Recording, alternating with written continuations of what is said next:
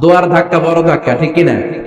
প্রায় শুনবেন ক্যান্সার হয়েছে, ডাক্তার বলে দিচ্ছে বাঁচবে 2 মাস। কয় মাস?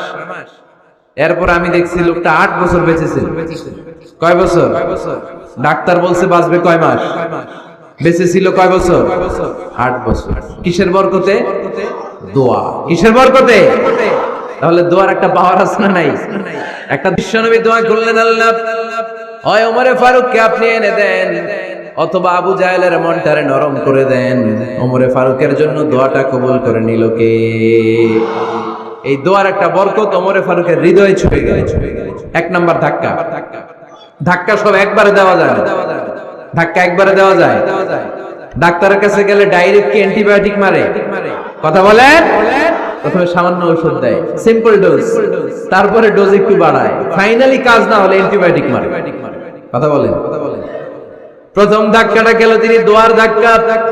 বিশ্বনবী দোয়া করলেন, ওই দোয়ায় ওমরে ফারুকের হৃদয়ে ছুঁয়ে গেল।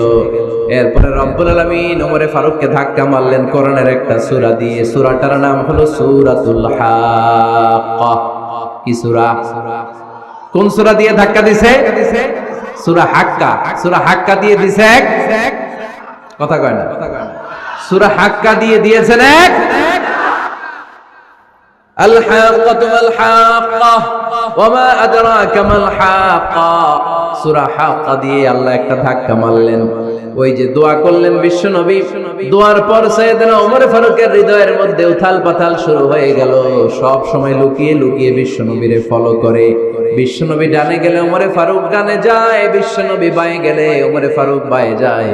বিশ্বনবী রাত্রিবেলা নামাজ পড়লে ওমরে ফারুক পেছনে লুকিয়ে লুকিয়ে বিশ্বনবীর কোরআন শুনে। বিশ্বনবী মসজিদুল হারামের পাশে দাঁড়িয়ে রাতের এশার সালাত আদায় করছিলেন। ওই টাইমে বিশ্বনবী সূরাতুল হাক্কা তেলাওয়াত করছিলেন। কোন সূরা? সূরাতুল হাক্কা বিশ্বনবী তেলাওয়াত করেছেন। ওমরে ফারুক মন্ত্রমুগ্ধ হয়ে বিশ্বনবীর কণ্ঠের তেলাওয়াত শুনে। বিশ্বনবীর তেলাওয়াতের কণ্ঠ আমাদের কণ্ঠের মতো নাকি? বিশ্বনবীর কণ্ঠ কারি বাসাদের কণ্ঠের মতো? আহমদ বিন ইউসুফের কণ্ঠের মতো? আমার নবীর কণ্ঠের সুরের ঝংকারের সাথে পৃথিবীর কোন কারি সাহেবের তুলনা চলবে? কত মধুর, কত সুন্দর, কত অসাধারণ তেলাওয়াত করতেন আমার বিশ্বনবী। একবার তেলাওয়াত শুনলে পাগল না হয়ে কেউ থাকতে পারত না। বিশ্বনবী ওমরে ফারুককে দেখেন নাই। ওমরে ফারুক লুকিয়ে লুকিয়ে বিশ্বনবীরে ফলো করে। বিশ্বনবী এশার সালাতে সূরা হাক্কা তেলাওয়াত করতে আরম্ভ করলেন। তেলাওয়াত করতে করতে করতে করতে বিশ্বনবী সামনের দিকে যেতে লাগলেন। বিশ্বনবীর চমৎকার কণ্ঠের তেলাওয়াত শুনে ওমরে ফারুক মুগ্ধ হতে লাগলো।